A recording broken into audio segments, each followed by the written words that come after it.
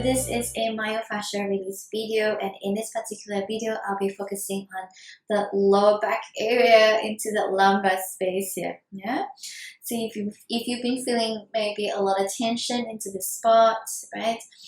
Maybe from a lot of stationary positions, if you've been sitting in a prolonged position, in a particular position for a while, or maybe certain activities that you've been doing, and maybe you've trying to lift something, you lifted something heavy and it's kind of pulled something there.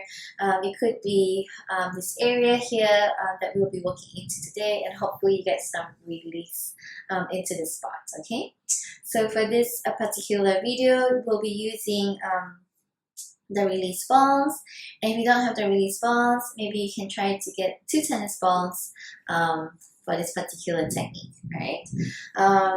So the area that we really want to get into today is actually called the QL, the quadratus lumbar.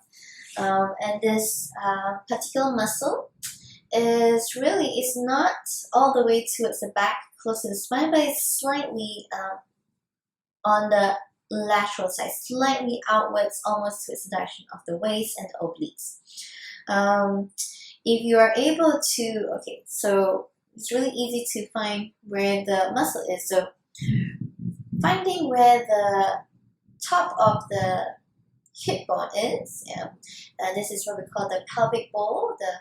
And there's a crest here. You can feel. You use your finger to palpate, and you feel where the bone kind of ends, and this really would be the apex of your hip crease at the top of the hip, the pelvic bowl. And you keep on tracing the finger upwards, okay, along the side until you hit another bony area, and that is the lower rib. So we have this gap and this space, okay, in between the rib and the top of the pelvic bowl, and that muscle is slightly behind this way. So it's not to the side, it's slightly behind.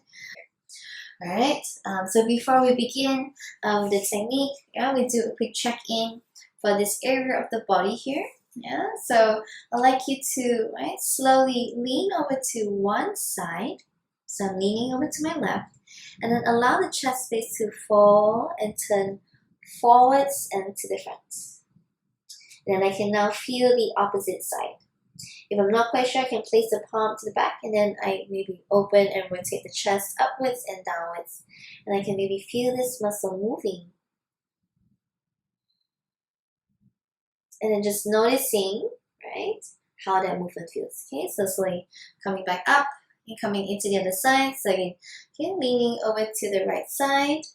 And you can feel here maybe for a moment, for a while. Then you slowly bring the chest forwards and to the front. And then maybe, okay, when you rotate the chest upwards and downwards, maybe you get more sensation and you really feel how that muscle and the area feels. Okay, so slowly coming back up this way. Good. So we'll be using 2 loose balls. All right, so go ahead and take the 2 balls out of the tote. All right, and then you're going to be coming onto your back. So yeah, slowly coming all the way down onto the back. Now you're placing 2 balls onto either side. So remember, right?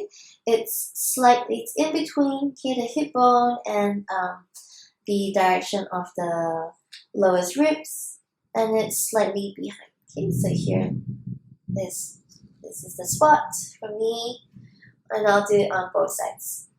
Okay, so if it is too much to do on both sides, you can just do the one side first. Okay.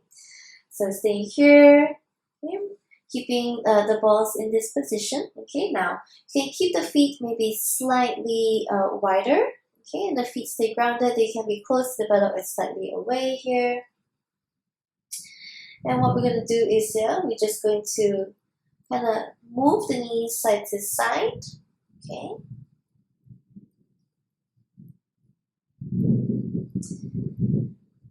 And then slowly now bring both the knees all the way down to one side. So I'm bringing my knees all the way down to the left.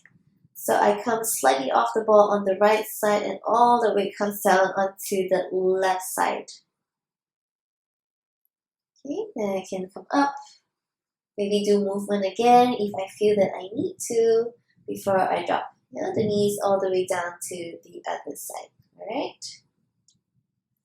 Okay.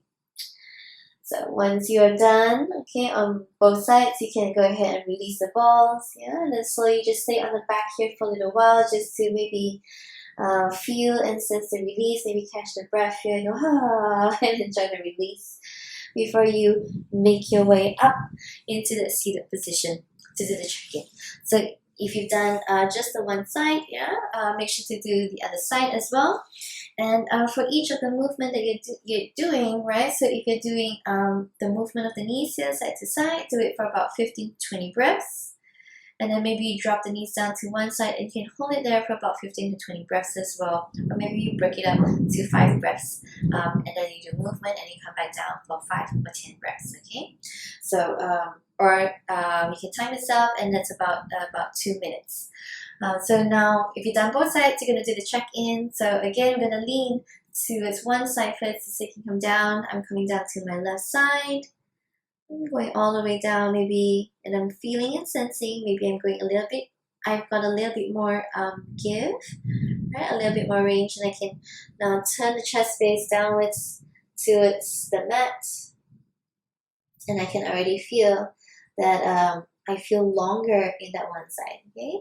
I can maybe rotate the chest up and down just to really feel and get a better sense for the release on that side. And then check in on the other side, okay? Coming down to the side and noticing maybe how low or how much more bend you have on the lateral side now.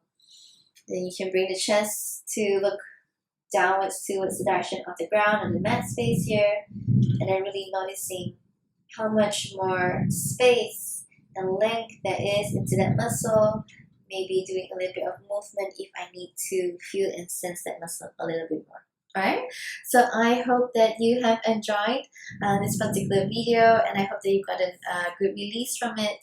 Until then, thank you so much for joining me, and I hope to see you in the next one as well. Okay, bye!